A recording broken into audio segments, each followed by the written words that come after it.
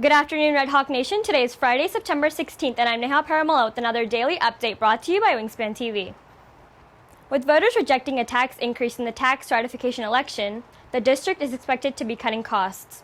WTV's Alexander Rahman has details on one way they may be doing this.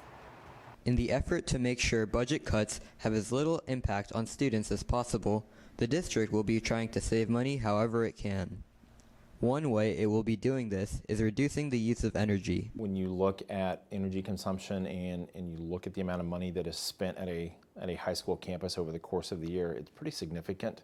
So, we're lucky that the schools are designed with lights that automatically shut off after so many minutes of non-movement. So that takes care of lights in classrooms and in conference rooms.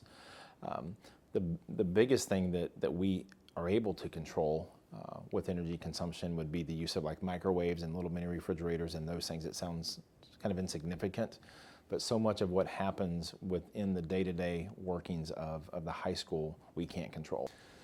So we're developing a new calendar that will make sure that students and groups that are using the facility after school, that we're only giving air conditioning and heat in the wintertime to those areas that require that, and we're not over utilizing air conditioning and heating when it's not needed.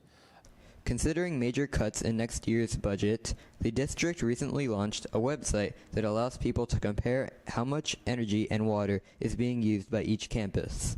I think it's a tool that allows us to kind of look at the overall efficiency of our district and kind of look at the different ways and approaches that campuses are going about it.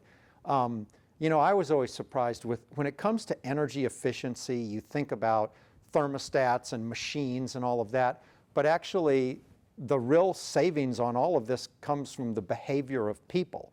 And so the big savings on energy is simply behavioral.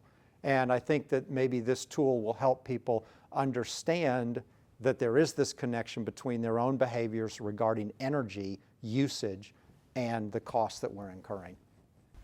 Reporting for Wingspan TV, I'm Alexander Rahman. With the upcoming presidential election, Wingspan is starting a new segment that takes a look at why the race between Clinton and Trump should matter to students.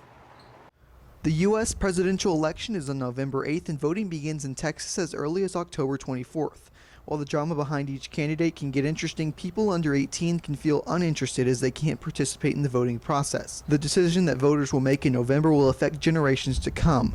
You may like one candidate more than the other or may not like either of them, but regardless of your opinion, it's important to be informed on where they stand on the issues.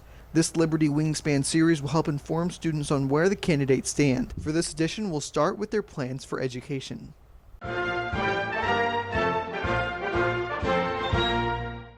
Hillary Clinton's education plan includes a plan for teachers, which includes launching a, quote, national campaign to elevate and modernize the teaching profession. She has pledged to allocate $2 billion in an effort to end what she calls the school-to-prison pipeline in inner cities. Donald Trump's education plan stresses the importance of school choice, which includes the decision between public, private, charter, and magnet schools. His plan includes reallocating federal funds to establish a block grant for disadvantaged kids. He supports a merit-based system for teachers as opposed to the current tenure-based system. College tuition is a hot topic for students, given that Americans have a combined $1.4 trillion in student loans, and that number increases by $2,726 every second, according to MarketWatch. Clinton's tuition plan includes continuing President Obama's effort to require community colleges to offer free tuition. For students planning on attending a university, her student debt plan for future borrowers includes cutting interest rates to prevent the government from profiting off of student loans, which will be paid for by limiting certain tax expenditures for high-income taxpayers. Donald Trump does not have a plan regarding college tuition, though he has, like Clinton, denounced the government profiting off of student loans and voiced support for banks to lend student loans rather than the federal government. He also supports, quote, largely eliminating the Department of Education.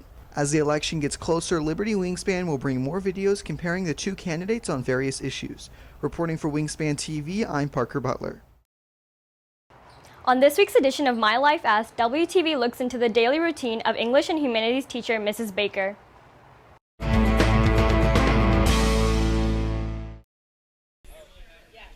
I'm Sarah Baker, or Mrs. Baker. I teach English and Humanities at Liberty High School here. Some of the things that go throughout my day, I teach my Humanities class. That was a B day, so we have 3 sections of Humanities that day. You could see me grading some responses I'd gotten from my Humanities students and creating some materials for the class. After work, I went to the barn to ride horses and jump. It was unfortunately raining, but we were able to get some good rides in, and that's about a typical day in the life of Mrs. Baker.